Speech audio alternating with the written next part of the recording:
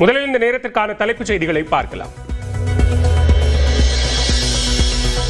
தமிழ்நாட்டின் முதலமைச்சராக வரும் 7ஆம் தேதி விஜய் பதவியேற்க திட்டம். நேரு உள் விளையாட்டு அரங்கில் நிகழ்ச்சி விழா நடைபெறும் என்றும் தகவல்.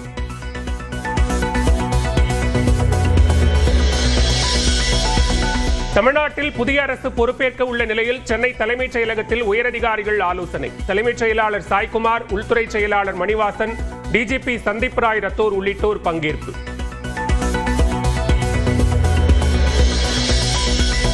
வெற்றி பெற்ற தாவேக எம்எல்ஏக்கள் மாமல்லபுரம் அருகே 4 பாயிண்ட் நட்சத்திர விடுதியில் தங்க வைப்பு. சட்டப்பேரவையில் பெரும்பான்மையை நிரூபிக்க உள்ளதால் 3 நாட்கள் தங்கியிருக்க ஏற்பாடு.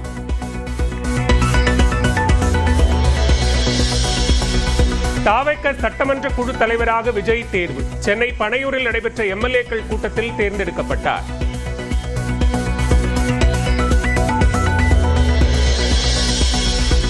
ஆளுநர் ஆர்வி ஆர்லேக்கரை நாளை சந்திக்க நேரம் கேட்டுள்ள தாவேக சட்டமன்ற குழு தலைவர் விஜய் முதலமைச்சராக பதவியேற்க அழைப்பு விடுக்குமாறு கடிதம் கொடுக்கிறார்.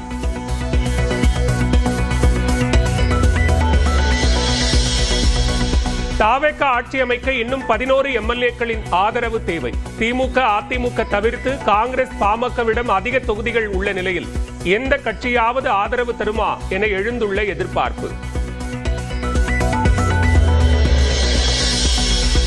தனிப்பெரும் கட்சியான தாவேகவுக்கு ஆளுநர் ஆர்வி அர்லேக்கர் 2 விதமான அறிவுறுத்தல்களை வழங்க வாய்ப்பு. சட்டப்பேரவையில் பெரும்பான்மையை நிரூபிக்குமாறு கூறவோ அல்லது 118 எம்எல்ஏக்களின் ஆதரவு கடிதத்தை கேட்கவும் கூடும்.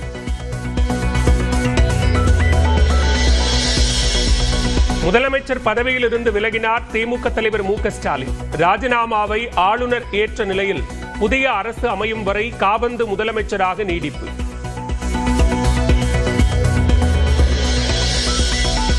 சட்டமன்ற தேர்தலில் வென்ற கட்சிக்கும் திமுக கூட்டணிக்குமான வாக்கு வித்தியாசம் வெறும் 3.52% என்று முதலமைச்சர் மு.க. ஸ்டாலின் விளக்கம். மீண்டும் வெல்வோம் என்றும் எக்ஸ் தளத்தில் பதிவு.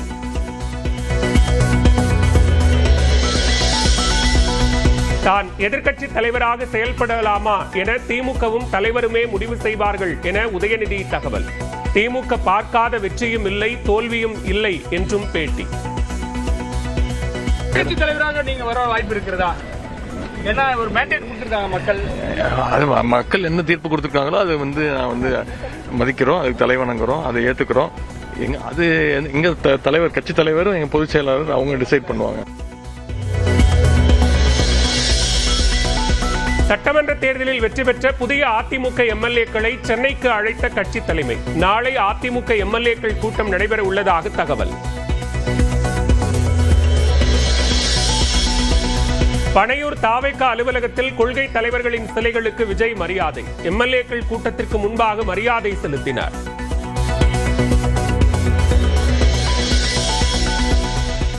தன்னை தொடர்பு கொண்ட காங்கிரஸ் நிர்வாகிகள் தாவேகவை ஆதரிக்க விருப்பம் தெரிவித்ததாக மேலிட பொறுப்பாளர் கிரீஷ் ஷோடங்கர் பேட்டி. தலைமை இறுதி முடிவெடுக்கும் என்றும் உறுதி. Since the people have given the mandate to TVK and they are secular forces, so we have to somehow support the secular forces. This is what the feedback is coming to me from various cadres, leaders and all of that. So let's see what party will take a final decision on this.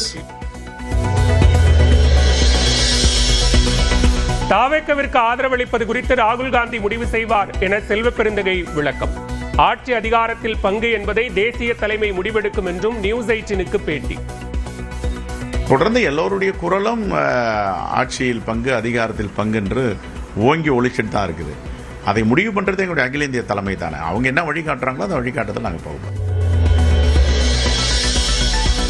சிறிய அளவிலான gen Z புரட்சி தமிழ்நாட்டில் நடந்திருப்பதாக காங்கிரஸ் நிர்வாகி பிரவீன் சக்கரவர்த்தி கருத்து.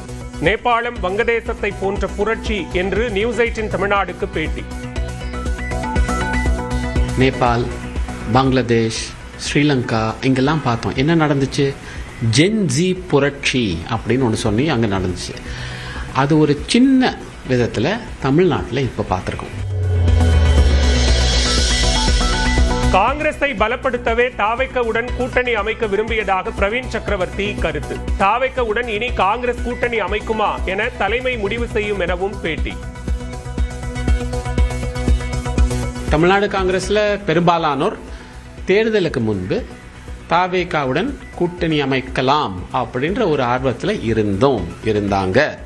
அது ஏன்னா காங்கிரஸ் கட்சியை பலப்படுத்துறதுக்காக. அது பொலிட்டிக்கல் கூட்டணியா இல்லை பொலிட்டிக்கல் அலையன்ஸா மாறுமா, அது தலைமை தான் முடிவெடுக்கும். தாவேக்கா ஆட்சி அமைக்க ஆதரவு தருவது குறித்து அகில இந்திய காங்கிரஸ் தலைமைக்கு அதிகாரம். சென்னையில் நடந்த புதிய எம்எல்ஏக்கள் கூட்டத்தில் தீர்மானம் நிறைவேற்றம்.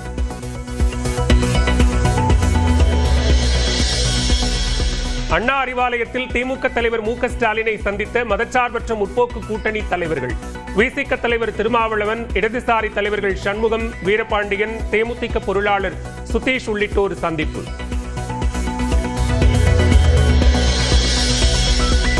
தாவேக்காவிற்கு ஆதரவளிப்பது குறித்து இதுவரை சிந்திக்கவில்லை என விசிக தலைவர் திருமாவளவன் பேட்டி. தேர்தல் முடிவுகள் திமுக கூட்டணியின் நோக்கத்தை நிறைவேற்றும் வகையில் உள்ளதாகவும் கருத்து. தாவேக்காவிற்கு பெரும்பான்மை என்பது இல்ல.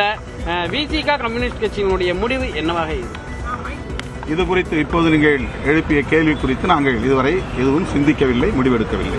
இதுவரை இல்லாத தொங்கு சட்டமன்றம் தற்போது உருவாகியுள்ளது. இது இந்த நிலை எந்த அளவுக்கு நீடிக்கும் நினைக்கிறேன். பொறுத்திருந்து பார்ப்போம். உங்களை மாதிரி தான் நாங்களும் விஜய் தரப்பிலிருந்து அழைப்பு ஏதும் வரவில்லை என்று தேமுதிக பொதுச் செயலாளர் பிரேமலதா விஜயகாந்த் விளக்கம். மதச்சார்பற்ற முற்போக்கு கூட்டணியில் தொடர்வோம் என்றும் பேட்டி. கூட்டணி ஆட்சி நடைபெற ஒரு சூழல் இருக்கு. இதுல தேமுதிக பங்கேற்க சூழல். நாங்க மதச்சார்பற்ற வெற்றி கூட்டணி தான், அதுல நாங்க உறுதியாக இருக்கிறோம். இருந்தாலும் விஜய் நான் எப்பயுமே சொல்லியிருக்கேன், எங்க வீட்டு பையன் அவருக்கு வந்திருக்காரு, வாழ்த்துக்களை நான். யாருடன் கூட்டணி வைக்கப் போகிறார் என விஜய் முதலில் கூறட்டும் என்று மார்க்சிஸ்ட் மாநில செயலாளர் சண்முகம் கருத்து. விஜய்க்கு ஆட்சி அமைக்க பெரும்பான்மை கிடைக்காத நிலையில் சண்முகம் நியூஸ் 18க்கு தகவல். சிபிஐ ஆதரிக்குமாங்க, ஏன்னா எல்லாருடைய ஆதரவையும் கேட்கிறாங்க. முதல்ல அவருடைய நிலைப்பாட்டை வெளிப்படுத்திட்டோம், அதுக்கப்புறம் தான் எங்க நிலைப்பாட்டை சொல்லலை. தேவைப்படுற அவருடைய நிலைப்பாட்டை வெளிப்படையா சொல்லாத நிலையில சிபிஎம் நிலைப்பாட்டை எப்படி கேட்குறீங்க? விஜயன் தாவேக்காவுக்கு ஆதரவளிப்பது குறித்து கட்சி தலைமை முடிவு செய்யும் என சிபிஐ மாநில செயலாளர் வீரபாண்டியன் கருத்து. தேர்தல் முடிவுகள் குறித்து திமுக தலைவர் மு.க. ஸ்டாலினுடன் ஆலோசனை நடத்திய பிறகு பேட்டி. ஒருவேளை நீங்க கூட்டணி கட்சிக்கு ஆதரவு தரலனா அடுத்த இடம் அதிமுக பக்கம் தான் போகும். அதை தடுப்பதற்கு நீங்க ஏதாவது முன்னெடுப்பு எடுப்பீங்களா? இந்த கேள்விகள் குறித்து எல்லாம் கட்சியினுடைய தலைமை சிந்திக்கும். கட்சி ஒரு நல்ல முடிவு எடுக்கும். கட்சியினுடைய முடிவு தான் எங்கள் முடிவு. அடுத்து இதுவரை அழைப்பு வந்திருக்கு? இதுவரை இல்ல, அழைப்பெல்லாம் இல்ல. இல்ல. திமுக கூட்டணியில் உள்ள தங்களிடம் தாவேக்கா ஆதரவு கேட்காது என்று வைகோ கருத்து. தாவேக்காவிற்கு காங்கிரஸ் ஆதரவு கொடுக்குமா என்ற கேள்விக்கும் பதில். பெரும்பான்மைக்கான இடங்களை அவங்க என்ன கைப்பற்றல. ஸோ மதச்சார்பான மற்ற முற்போக்கு கூட்டணியில் இருக்கக்கூடிய கட்சிகள் என்ன மாதிரி முடிவெடுக்க வாய்ப்பு இருக்கிறது? உங்களுடைய கட்சிகள் தலைமையிலான கூட்டணியில் யாரிடமும் எந்த அசைவும் இல்லை. 2 தொகுதிகளில் வெற்றி பெற்ற தாவேக்கா தலைவர் விஜய் திருச்சி கிழக்கு தொகுதி எம்எல்ஏ பதவியை ராஜினாமா செய்ய உள்ளதாக தகவல். லால்குடி தொகுதியில் தோல்வியடைந்த கூப்ப கிருஷ்ணன் திருச்சி கிழக்கில் போட்டியிட வாய்ப்பு எனவும் தகவல்.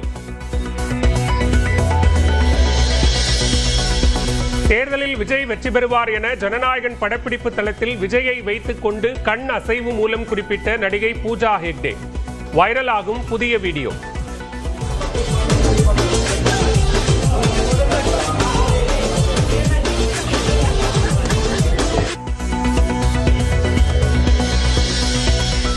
விஜய் தலைமையிலான தமிழக வெற்றிக் கழக புதிய அரசுக்கு சீமான் வாழ்த்து. ஆக்கப்பூர்வ மாற்று அரசியலை பொறுப்புள்ள எதிர்க்கட்சியாய் நின்று நாம் தமிழர் கட்சி செயலாற்றும் என்றும் உறுதி.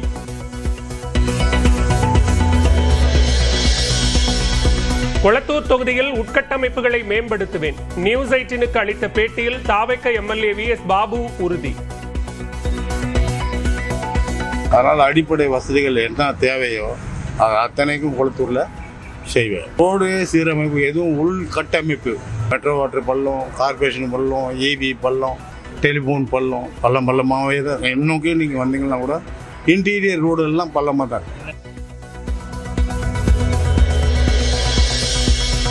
பெரியார் அம்பேத்கர் வழியில் சிறப்பான ஆட்சியை தாவேக தலைவர் விஜய் தர வேண்டும் என நடிகர் சத்யராஜ் வீடியோ. கடந்த காலங்களைப் போன்று திமுகவுக்கும் ஸ்டாலினுக்குமான தனது ஆதரவு இன்னும் வலுவாக தொடரும் என்றும் உறுதி.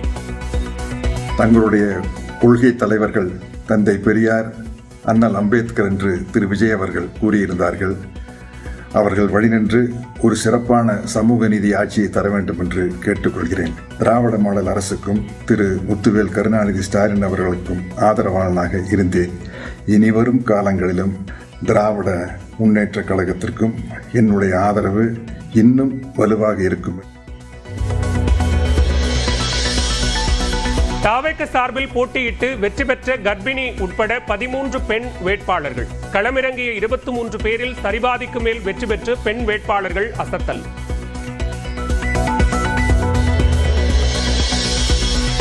கேஸ் விலை உயர்வை கண்டித்து மத்திய அரசுக்கு எதிராக வரும் 7ஆம் தேதி ஆர்ப்பாட்டம் அறிவிப்பு. விசிக தலைவர் திருமாவளவன், இடதுசாரி தலைவர்களான சண்முகம், வீரபாண்டியன் கூட்டாக பேட்டி.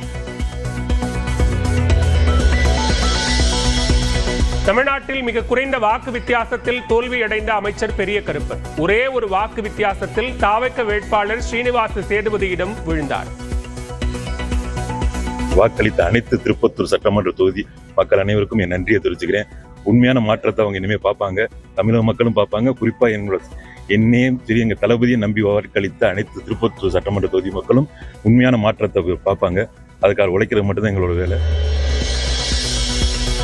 திருப்பத்தூரில் பெரிய கருப்பன் ஒரு வாக்கு வித்தியாசத்தில் தோல்வியை தழுவியது குறித்து நீதிமன்றம் செல்லலாமா என ஆலோசனை. திமுக இளைஞரணி செயலாளர் உதயநிதி பேட்டி.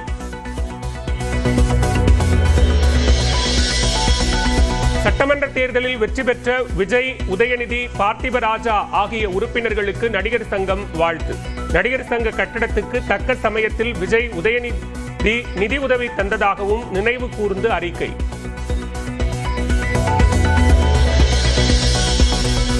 அதிமுக மாநிலங்களவை எம்பி பதவியை ராஜினாமா செய்கிறார் சி.வி. சண்முகம். மயிலம் சட்டமன்ற தொகுதியில் வெற்றி பெற்று எம்எல்ஏவாக தேர்வான நிலையில் முடிவு.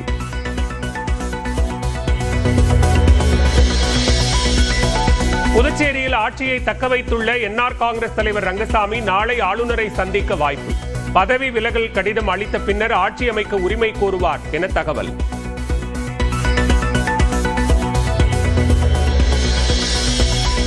மேற்கு வங்கத்தில் வரும் 9ஆம் தேதி நடைபெறும் புதிய முதலமைச்சரின் பதவியேற்பு விழா. பாஜக மாநில தலைவர் சாமிக் பட்டாச்சாரியா அறிவிப்பு.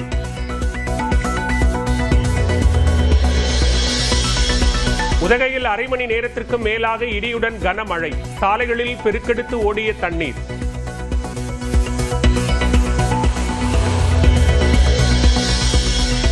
தமிழ்நாட்டில் வரும் 11ஆம் தேதி வரை மழைக்கு வாய்ப்பு. 7 மாவட்டங்களில் இன்று கனமழை பெய்யும் என்றும் வானிலை மையம் கணிப்பு.